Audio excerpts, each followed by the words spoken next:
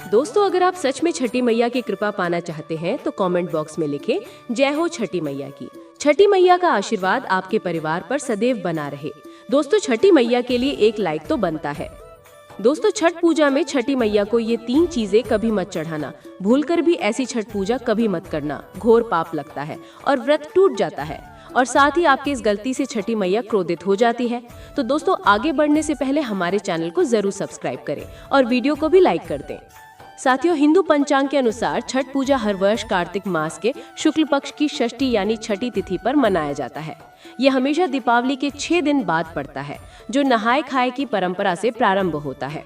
ये व्रत करने वाले व्रतधारी 36 घंटे तक निर्जला व्रत रखते हैं, जिसके बाद छठी मैया की आराधना और सूर्य देव को अर्घ देने के बाद इस व्रत का समापन किया जाता है। दोस्तों, चलिए सबसे पहले हम ये जानते हैं कि ऐसी कौन सी महिलाएं हैं जिन्हें छठ पूजा नहीं करनी चाहिए। लगता है घोर पाप और व्रत टूट जाता है, छठ मैया क्रोधित हो जाती है। और ध्यान रहे दोस्तों, छठ पूजा का व्रत ऐसी महिलाएं गलती से भी ना रखें, अन्यथा आपकी संतान की मृत्यु हो सकती है। पति पर भी भारी संकट आ सकती हैं, उल्टा आप पाप के भागीदार बन सकते हैं। ऐसी महिलाएं छठ पूजा से दूर रहें। दोस्तों, कार्तिक मास की षष्ठी को छठ मनाई जाती है।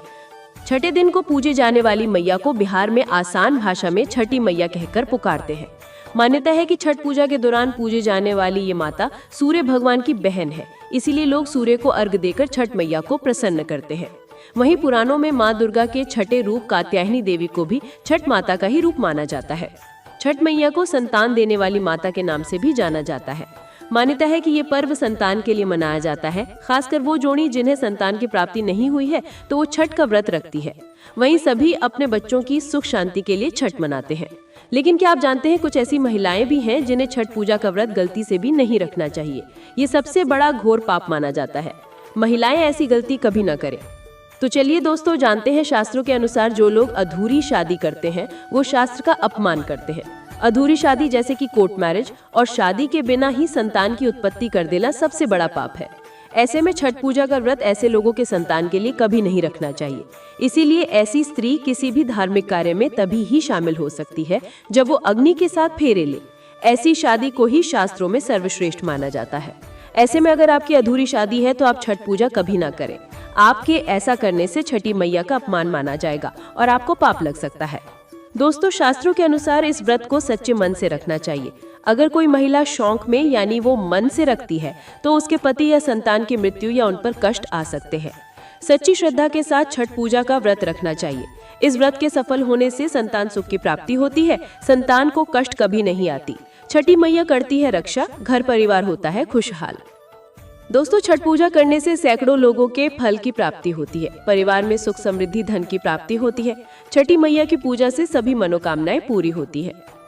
दोस्तों, वही कुंवारी कन्याएं और पुरुष भी छठ पूजा कर सकते हैं। छठ पूजा का व्रत पूरा करने से स्वयं छठी मैया आपके पूरे घर की रक्षा करती है।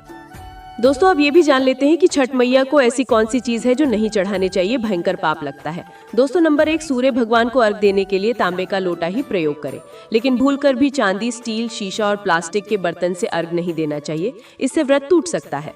दोस्तों, नंबर 2, व्रत के दौरान घर में कभी भी मांसाहार ना बनाएं और ना ही परिवार में किसी को खाने दें। साथ ही साथ व्रत के दौरान घर में मदिरा आदि या धूम्रपान भी नहीं करना चाहिए। दोस्तों, नंबर 3, छठी मैया का प्रसाद बहुत ही शुभता के साथ मनाया जाता है। उनका प्रसाद हमेशा ऐसे चूल्हे पर बनाएं जिससे ताज़ा लीपा गया हो। यदि गैस पर बना रहे हो तो गैस स्टोव को अच्छी तरह से धो लें। पहले से बने चूल्हे पर कभी प्रसाद ना बनाएं, इसके लिए नया चूल्हा ही बनाएं। दोस्तों, नंबर 4, सूर्य को अर्घ देने से पहले कभी भोजन न करें। व्रतधारी को पहले और दूसरे दिन सूर्य को जल देने के बाद ही भोजन ग्रहण करना चाहिए। दोस्तों, अब है नंबर 5, छठी मैया से मांगी मन्नत अगर पूरी हो जाए तो आपको अपनी मन्नत को पूरे होने की विशेष पूजा जरूर करनी चाहिए, अन्यथा मैया के प्रकोप का सामना करना पड़ सकता है। दोस्तों, नंबर 6, घर में प्याज और लहसुन का प्रयोग इन 4 दिनों तक भूल कर भी ना करें। इससे जीवन में आपको बहुत बुरे दौर से गुजरना पड़ सकता है। इस समय लहसुन और प्याज आदि चीजों से दूरी बना लें। दोस्तों, अब है नंबर 7, छठ का व्रत करने वालों को जमीन पर 4 दिन तक सोना चाहिए। छठ पूजा वाले कमरे में ही अपना आसन लगाना चाहिए। ऐसे में आपको छठ मैया का ध्यान करते रहना चाहिए। इससे माँ आपके व्रत को संपूर्ण करती है और कोई भी बाधा नहीं आती। दोस्तों, नंबर 8, जिस जगह पर प्रसाद बन रहा हो वहाँ साधारण भोजन भी नहीं बनाना चाहिए। साथ ही साथ उस स्थान पर खाना भी वर्जित है। दोस्तों, नंबर 9, प्रसाद बनाते हुए नमक का हाथ भी किसी पूजा की वस्तु या प्रसाद से नहीं छूना चाहिए। दोस्तों, नंबर 10, पूजा के दौरान अपनी वाणी को बुरी बातों से थोड़ा दूर रखें। जुबान पर गंदे विचार भी नहीं लाना चाहिए। छठी मैया का आशीर्वाद पाने के लिए मन में गंदे विचार नहीं लाने चाहिए। दोस्तों नंबर 11, घर में पूजा के दौरान जूठे बर्तन और गंदे कपड़ों का ढेर बिल्कुल भी नहीं होना चाहिए। इससे छठी मैया क्रोधित हो जाती है और व्रत टूट जाता है। क्योंकि छठी मैया को साफ सफाई बहुत पसंद है, इसलिए व्रत के दौरान अपने घर को साफ सुथरा रखें और गंगा जल से छिड़काव अवश्य कर लें। इससे पूरा घर पवित्र हो जाता है और छठी मैया का आशीर्वाद प्राप्त हो जाता है। दोस्तों आप में से कौन कौन छठी मैया का आशीर्वाद पाना चाहता है? अगर आप छठी मैया का आशीर्वाद पाना चाहते हैं तो सच्चे दिल से कमेंट बॉक्स में जय छठी मैया जरूर लिखें। और छठी मैया के लिए इतनी ज्ञानवर्धक वीडियो के लिए चैनल को सब्सक्राइब करके वीडियो को लाइक जरूर करें। जय छठ माता। दोस्तों धन्यवाद।